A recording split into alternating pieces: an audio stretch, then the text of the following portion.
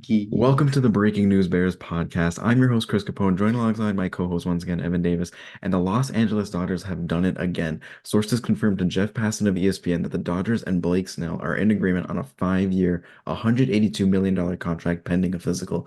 And I just mean, wow. I mean, Blake Snell was the one to originally drop his own news, but I'm sure most people thought his account got hacked or something. But no, this is reality. This is life. Blake Snell is going on the NL West tour of a lifetime. Padres in 23 winning the Cy Young, Giants in 24 after that whole debacle with Scott Boras and his contract, and now the World Series champion LA Dodgers in 2025 and beyond for the next 5 years. Evan, let me get your quick thoughts on this signing. I thought it was a joke. Never in my wildest dreams would I ever think Blake Snell would be a Dodger. And it's just throughout this entire summer and even parts of last year, I was like, okay, obviously like the way that Scott Boras, his agent, structured the contract with the Giants was that he was going to be a free agent most likely this summer or this offseason, whatever you want to call it. But I just, just the fact that Snell was on the Tampa Bay Rays when they pulled him against the Dodgers and the Dodgers end up winning the World Series. Then he goes to the Padres, absolutely shoves every time against the Dodgers. Like Blake Snell has the Dodgers number, and now they don't have that's one less pitcher that they have to worry about. I think Snell has like a career, it's like a sub 3 ERA against the Dodgers. And I just thought with the way that Joe Musgrove obviously ended his season, he's not going to be pitching all of next year. Hugh Darvish is still a great pitcher, but he's also getting up there in age. There are talks about the Padres going after Roki Sasaki, just given the ties that he has with Darvish. But I mean, to see Blake Snell now in Dodger blue, obviously on paper it looks phenomenal, but the team still has so many injuries to worry about that I wouldn't be surprised if they still went after another starting pitcher. Obviously not a guy like Burns or Freed or Flaherty or anyone like that, but I could see, a Nathan Eovaldi maybe. I think his number is still pretty in that range. But I mean, just to continue with Blake Snell, I mean, you're talking about, as we've jokingly said numerous times, the best second half pitcher in the modern era. And if he can stay healthy into October, you're talking about an October rotation and I'm not going to count Glass now. It's not out of disrespect to him. I can't trust him. But you're still talking about Yamamoto, Otani, and Snell as your three. And if you need Tyler Glass now, then okay. And obviously Kershaw wants to be a player coach again. But I'm kind of a little, everyone's like, you're spoiled. I'm like, no, I thought it would have been cool to have Max Fried in LA, like went to Harvard Westlake. His parents go to all the games. I know that because my freaking boss grew up with his family, but I just thought that would have been cool to see like another hometown kid. The same with Flaherty because it was super cool after Flaherty started against the Yankees, and I thought like that would have just been cool. But I guess I'll settle for this. I mean, yeah, you talk about the surplus of starting pitching on this Dodger staff right now. Like they have so many pitchers, and it was expected that the Dodgers were going to let Walker Buehler, walk, but it's looking even more clear now that like this entire starting rotation for the Dodgers, like you have all these guys still available. Forgot about Bueller. Do you think this is more of a let's let Otani, take a little bit more time to come back to pitching? Do you think that's kind of like the thought process going into maybe we don't rush him back immediately to start the season? Maybe he comes back around June because like, looking at Kershaw, is he done with the Dodgers after this? No, he opted into his contract. Like he's coming back. But even after the injury, he's still. Yeah, he's got the surgeries. He'll be back in the second half, but I think he'll give it a shot, and the Dodgers owe that to him. And if it doesn't work out, then it doesn't work out, and he just says, F it, like I'll just be a coach at that point. But he's wants to come back, and if he wants to come back, then Andrew Friedman and Dave Roberts are certainly not stopping him. Do you think there's any way the Dodgers make a trade with any of their young surplus of starting pitching depth and I try and, fortify any more of that killer lineup that they already have? I mean, the problem is that like so many of those young guys are hurt too. Like Yeah. they can't help anyone. Obviously, Gavin Stone is missing all of next year. Emmett Sheehan should be coming back next year. River Ryan's missing all of next year, but I mean, River Ryan wasn't really gonna get you much just because like he's more of like a fringe guy that's already up there in age. But I mean, you're talking about Emmett Sheehan, Dustin May. Those two guys are definitely going to be coming back next year, and you're talking about a pitcher in Dustin May who I think could easily be a bulk innings guy out of your bullpen. With a guy that has a 95 plus sinker, Emmett Sheehan throws 98 on the fastball. You still have Roboleski. I would think that the I think Roboleski and Nick Frasso would be the two guys that would get traded if they were to make a trade. What the Dodgers would get, like what the Dodgers would really need hypothetically is a first baseman, just because Freddie Freeman is going to be 35 years old, and Hmm. Max Muncy can play first, but he's a thick boy, thick boys Hmm. unite.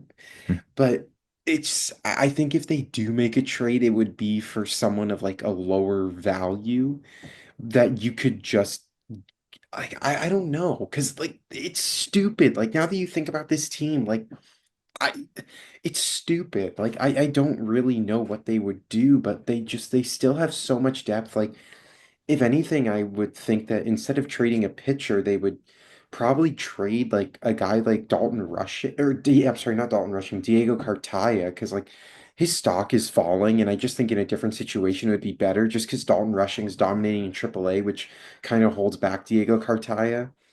But when you're talking about like the Dodgers as a whole, if anything, I would think they would want to trade for Devin Williams. Like, why not just complete this freaking gauntlet? And you look at the Brewers, and like, yes, they do have a stud catcher in William Contreras, but who's to say that you can't pair him with another young guy in Diego Cartaya? You trade for a lefty in Roboleski. I think that's just the one thing that the Brewers really lack in is left-handed pitching. You talk about guys like Freddie Peralta, obviously, Tobias Myers. I'm trying to think who else. Frankie Montas, who Yeah. obviously declined his option, but they had no lefties. So could you trade for a guy like Roboleski that already has experience in the major leagues? I totally can see it. And Devin Williams knows his time's up in Milwaukee. It feels like that's the vibe anyway. So I definitely think if, with how many old relievers the Dodgers had with Trinan and Hudson, and you could tell that their arm was getting fatigued. And I mean, you look at a guy like Blake Snell, I mean, he's 31 years old. That's why I really didn't love a 5-year deal. My projection was 3 years and like 100 something million, like a little over 100 million. Yeah, I mean, you just look at it too, where it's like there is going to be a World Series hangover. Every team feels it. There's no team that, starts off the season as good as they did last year because that hangover is a real thing. Yeah. Um, and how amazing would it be for the Dodgers to fortify that bullpen even more and get, probably one of the best closers available on the market by getting Devin Williams just for, Hmm. you already have the surplus of pitching depth. Why not just go all in and, say screw it, let's just get everything. But I want it Ooh. all at this point. And does this take them out of the market for Soto? I don't think so. I think they're still going to keep their offer in Well, for Soto Snell because, has deferred money and all of it in like half of it's in signing bonus. So like they don't yeah, even have to worry. They have to do is pay it this year, and Otani and Yamamoto's deals basically pay for him. that's what I'm saying. It's such an insane thing that they can sign Snell, sign Soto, and they still feel good about it because hell yeah, we got Otani and Yamamoto last offseason. We spent $1 billion on those two alone, and we're Mhm. still going to be making profit off of this. Like the amount of, merchandise we can make off of this, or the amount of sales we can make off merch is insane. Oh my, I just Michael Harris his tweet that he just no context, but it's like the office guy when he goes, Yeah. I look, I mean, obviously like I mean, even being uh I don't know what really happens with Blake's like I don't really know what to make of this because one, I just never thought this was gonna be a reality, but I mean you also look at it like he he threw 104 innings last year, this past year, granted 145 strikeouts, but outside of that Cy Young season that he had in 2023 and even, in 2018 with Tampa Bay, like he's not throwing a ton of innings. Then again, like with the Dodgers, like BFD, I mean, they'll find anyone. It's just a matter of can they be ready in October. And that's what we saw with like a guy like Yamamoto who missed 2.5 months. But by the time October rolled around, he's throwing 6 1/3 in the World Series, and the only hit he gives up is a Soto blast. So, look, I don't know. That's why, again, I really don't love 5 years on the deal just because of the age and attrition. But I mean, when he's healthy, you talk about it like he started off the season like horrible, and he still managed a 3.12 ERA and a 105 whip. Like his last 7 starts, he was phenomenal. His last 15 games, or actually, sorry, you look at it, his last 15 starts for Blake Snell, 85 innings, 1.48 ERA, a .84 whip, and 121 strikeouts to 33 walks. Like, you know what he's capable of doing, and again, like I'm sure the Padres are pissed, specifically because I'm sure they thought that they could have gotten a reunion with him. I don't know what they're going to do. I don't know what the Dodgers are now going to do moving forward. Because I also just I I didn't expect this, and please don't sign Juan Soto because I don't want him on this team. I really don't want him. Like, put your crappy defense somewhere else. Like, I don't want that. The rich only get richer. And it's just, Oh, it's crazy to see because, you have all these guys called up. You have all this insane surplus, and I don't think there's a way that Sasaki goes to the Dodgers now. I don't unless he wants to buy in on, I'll spend a year in the minors and see what happens after that. But I don't think there's any way Sasaki comes over to the Dodgers right now. I think yeah. that he's gonna find another team to, one where he can start right away. Because I don't think if he comes to the Dodgers, there's no chance he's starting opening day or no, not opening day, but he's not in the opening day rotation. Um, I just because forgot about Bueller too. I'm so sorry, King. I'm I so know sorry. broke out the save for you in the World Dude, I Series. forgot about Bueller. He's gonna be off the team in like 3 weeks.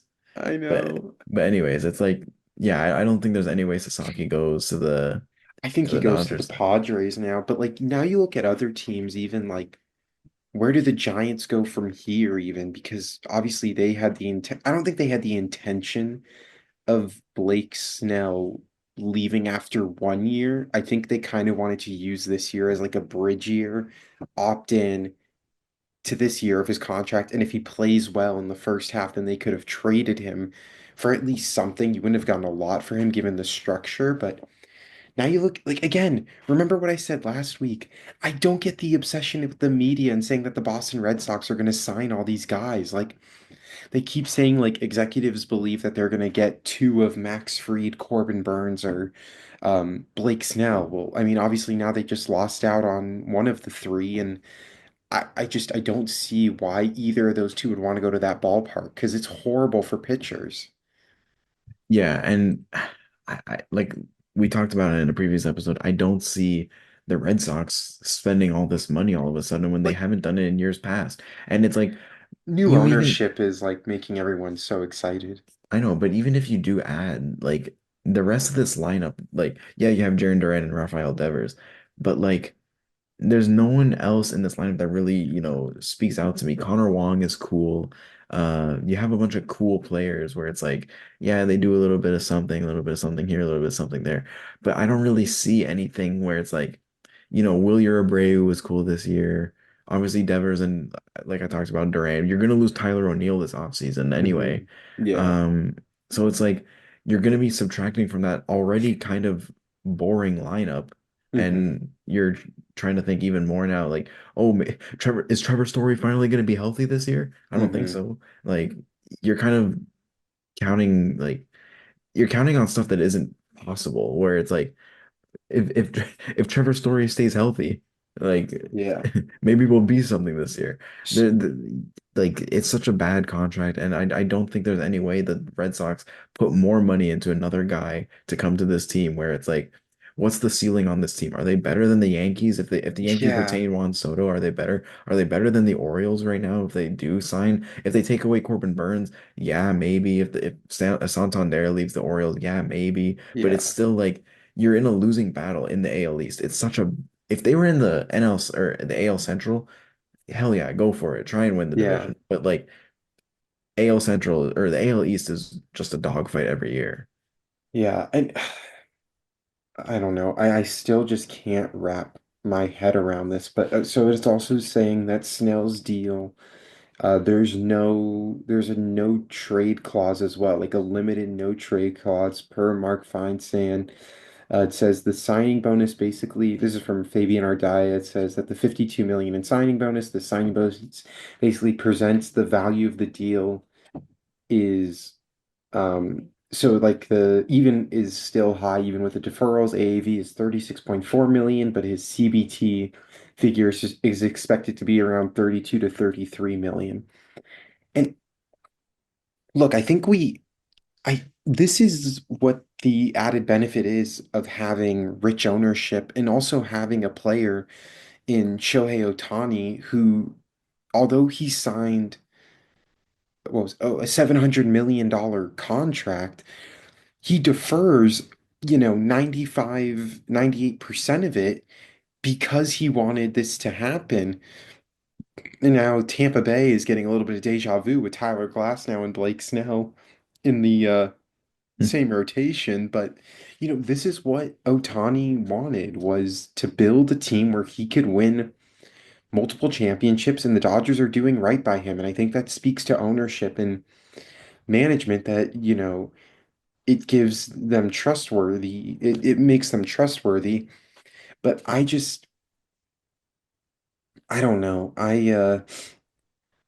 I'm very curious to see the reactions of San Diego Padres fans because uh oh yeah, I love it actually. No, I actually love them. Never mind these reactions. God, I hate Padres fans, but uh they're just one guy goes, win the World Series, then sign Snell. This is my hell. William Shakespeare, my Hold up. God. Is his writing fire? Like, I Yeah, don't I know. mean, I, now that we talk about like where, like, because this is basically the first domino to fall in free agency when you look Yeah. at it, because the Dodgers, the one risk you run with being the first team to sign is that you're setting the market. So you either overpaid or you underpaid.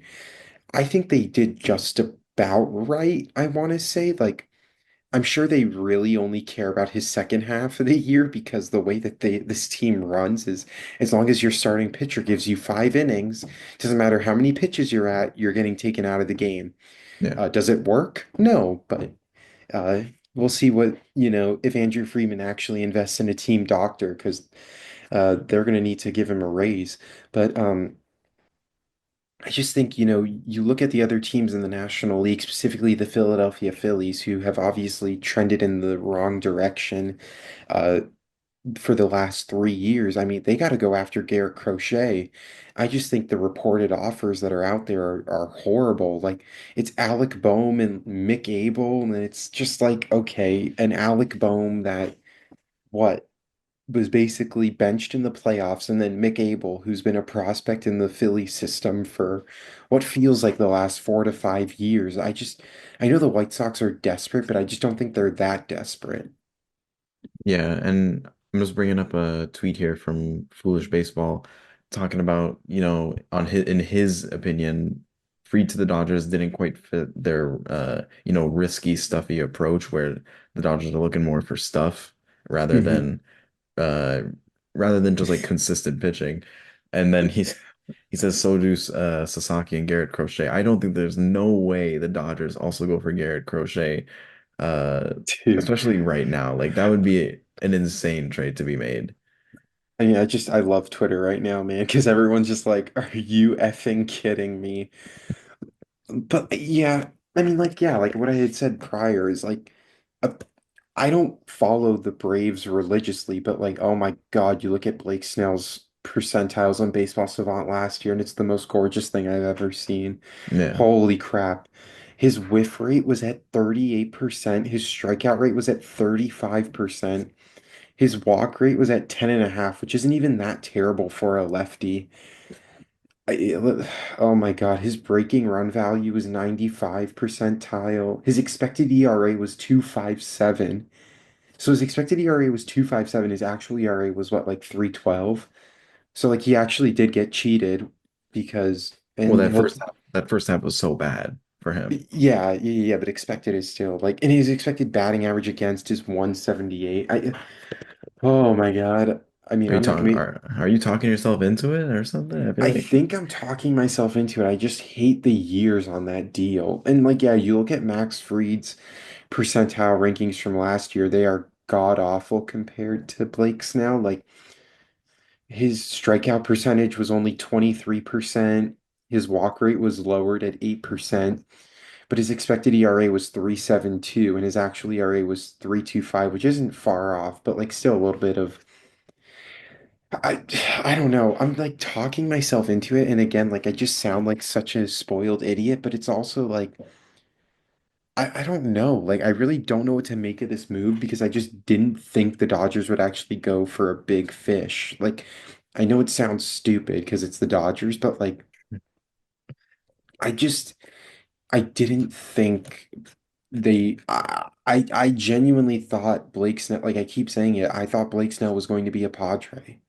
Like I'm it makes I sense because I didn't think either that they would be going for such a big uh like starting pitcher right now. I thought they were going to be looking more for like uh you know, I wouldn't have been surprised if they went for Yusei Kikuchi and kind of thought as like a bridge guy. But seeing his mhm. deal with the Angels getting 21 million per year, obviously, yeah, there was no shot. Or I was like, thinking maybe there was a shot they bring back Flaherty just to keep it safe and run it back. Um, I didn't think there was a way for them to, go all in on a big fish, like you said, Um, on Blake Snell. what I was going to say that I wanted to save for when we started recording is the fact that another reason that the Dodgers probably went after Blake Snell instead of Max Fried is that Max Fried had a draft pick attached to him because the Braves at least offered him the qualifying offer. With Blake Snell, there was no qualifying offer attached because he didn't have enough time here, like the way that his contract was structured with the opt-outs anyways, they couldn't even offer him a qualifying offer because it was Hmm. like you're either opting in or you're opting out. Like they couldn't do that. So I guess that's another thing because I mean when you look at the fact that, and I'm not complaining, but the Dodgers did have to give up a lot of draft picks in order to get Ohtani, just given the how big the contract was. And I'm sure just given that situation, they're already going to lose draft picks just because of like how good they are. But like I'm sure they just at least wanted one to hold on to. And Blake Snell fits that mold. Now you start to wonder, like, does Corbin Burns sign by the end of the week? Like, what like Yeah. I wonder if these guys now just want to get because now they induce lever now they have leverage over teams that they were negotiating with. I mean, yeah, you look at it, what Blake Snell's making now. I mean, if you just take the AAV and look at that, I know obviously the signing bonus, but like It's it come 36. 36 mil, and that's for somebody, who missed training camp last year and still came back and had a really good season.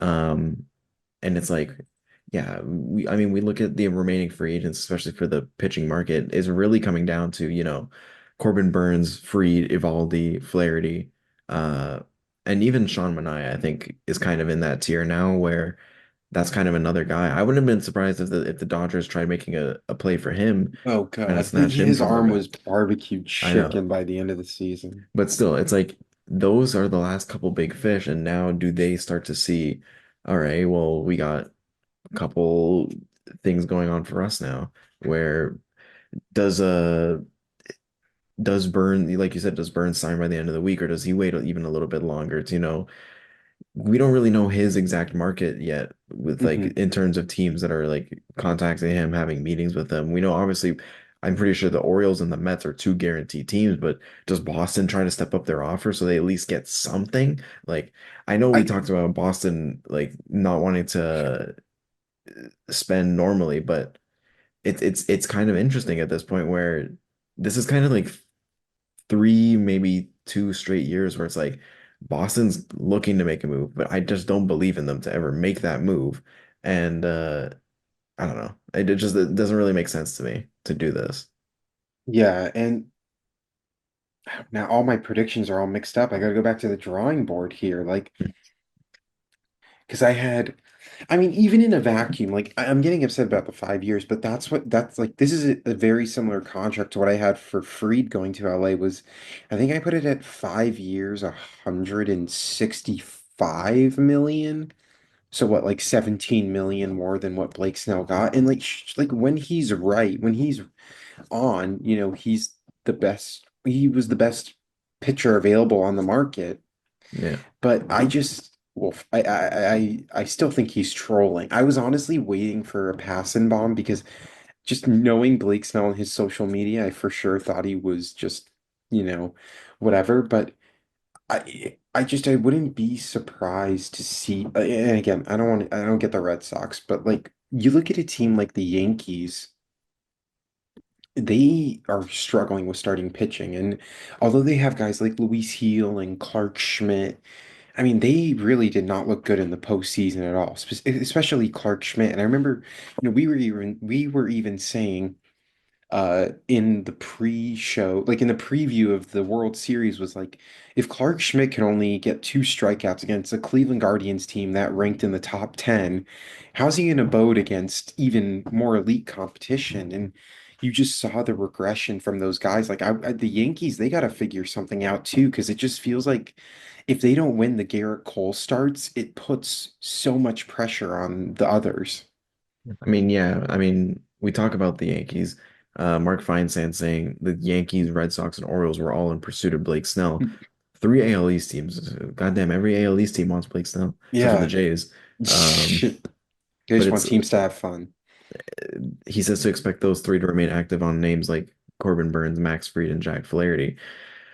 I don't know. I think it's I see Jack Flaherty going to the Red Sox. I see him as like the perfect like Dude, guys, we made a move. We signed Jack Flaherty. I Like think that's he's going back to the Tigers. Like, I just think he's so fit into that Detroit culture. Like, yeah.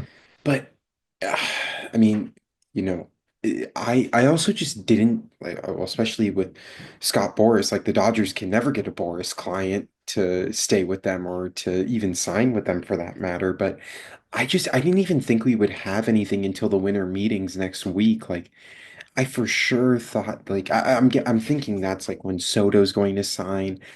But now you scratch off the like Burns going to the Dodgers, Fried going to the Dodgers. You look at another team that needs starting pitching. I wonder what the Chicago Cubs do. There was a report that said that they were already out on all three of those pitchers. I think that's asinine just because, well, one, it doesn't make sense for them to go after Blake Snell when you already have Justin Steele and Imanaga. But they underperformed immensely. They spent so much money on Craig Counsell. Like, if they can get Corbin Burns, like that would be perfect for their rotation because it never made sense for them to even entertain Snell or Freed when you already had two lefties. Yeah. And looking at other free agents available on the market, obviously there's still a bunch of lefty or there's still a bunch of relievers available. Mhm. Um and when does that market start to, uh start to close up a little bit? Mhm. Tanner Scott obviously being the big fish among all the relief pitchers available, teams looking to get a Yeah, new closer. Um but it's just Dodgers, Padres reunion in LA. yeah, yeah. You got to re-sign Blake Trinan real quick though. Jordan Yeah. Romano and Jordan Romano. Dude, if Jordan Romano went to the Dodgers, I would be so fired up. But because I want them to, I know it's obviously Markham, but like I'm gonna talk to the Dodgers and say, can we get that red, like the red out? And I'll show them the video. I'll be like, look, this is what it looks like. It's very nice. I think it Yeah, should happen. but yeah, it's just like wouldn't it like all of all the moves to happen, I did not expect, this NOS tour for Blake Snell. Like I didn't expect 3 straight years, three different NL West teams. Yeah. And it's Oh, just, that's crazy. I forgot about that. yeah, 2023 wins the Cy Young with them, with the Padres, goes to the Giants because of like the whole Scott Boras controversy, and now signs with the Dodgers. Is he a Diamondback soon? Is he gonna finish his career in Colorado or something? Like it's like of all the moves. I mean, I thought Yusei Kikuchi was gonna be the biggest signing this week until the Till you the know, Dodgers said, "Hold my beer." yeah, I was expecting us to like do another podcast this week and just talk about guys, they signed Yusei Kikuchi, the Angel. What are the Angels doing? Like they just signed Darno and now they got Yusei Kikuchi. Yeah, they got the 2015 All-Star team. Hey, Yeah. Oh my God. Oh my Lord. Now I have so many like starts I need to go to as a Dodger fan. Like I never got to see a full Yamamoto start because he got pulled against the Royals, and then that's when he went on the IL. So I still need to see him pitch. I still need to see Glasnow pitch. It's funny, I actually went to Snell's last road start against the Dodgers when he absolutely shoved against us, and I was like, God damn, like this guy is just so good. And yeah. now I don't have to worry about him. They hate us because they ain't us, Yeah. I mean, like I said, the rich only get richer, it seems. And I guess kind of we can kind of divvy away from this, talk about, there are some other free agents. We talked about a lot of the pitching ones. Yeah. How does this kind of affect the market also for, you How's know, this impact LeBron's legacy? I'm n- glad you no. but yeah, how do you think this affects any other, positions at all? I mean, we've looked at other teams signing like players.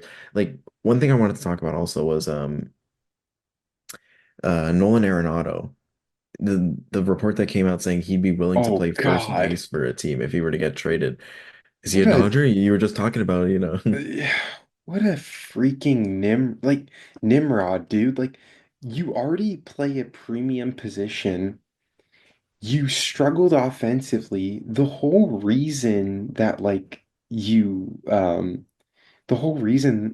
you're what's it called? Like a value is because of your ability to play third base. Like going to 10 first base straight is gold gloves. You had 10 straight yeah, gold gloves. like going to first base, it just like, oh my God. I don't know. It's just so stupid. Yeah, like I just think it's kind of crazy for him to say, "Hey guys, you know how I was like that really good third baseman for 10 straight years winning the Gold Glove? If you trade for me, I can also play first base." Like, Yeah, thanks, man. Most teams like already have a first baseman they already like. Well, I kind of don't need you to play first. I need you like to if play the position. third base is more of a premium, like you played at an elite level, why would you all of a sudden tell people, yeah, by the way, I don't want to play that position anymore? Unless he's trying to say, I can age gracefully, if you want to put me at Jeez. first, I can start doing that too. And I don't know. I don't think there's a way. Like the Cardinals are kind of in a sucky position where it's like Goldschmidt had such a bad, terrible, terrible, horrible bad year. Yeah. Uh, and now you have Arenado who completely regressed and Yeah. his value is at an all-time low, it seems. What do they do from here? Like, it's just what do they do? I don't know, man. I really don't know. I like some of these teams, it's just like, you know what? I don't care anymore. I got my guy. Like some of these, it's just like I don't get with these. Like I don't know who in Nolan, even like going back to Nolan Arenado, looking like who in his camp told him that was a good idea. Like I don't get it. Express that to a team privately. Don't put it out there and say, Yeah, like guys, we're looking to put me at first base now. Okay? yeah, I don't. Oh man, I don't know. Blake Snell, man, what's up? What's up? Mhm. What up, man? I ain't going to sleep tonight, smiling through it all. Can't You were believe this is my life. you were talking about it, how you hated the deal. Now sounds like you're Yeah. Yeah, I don't know. I know I it's very like iffy where it comes down to uh this Dodgers rotation. It's likely going to be a 6-man rotation. I mean, coming up.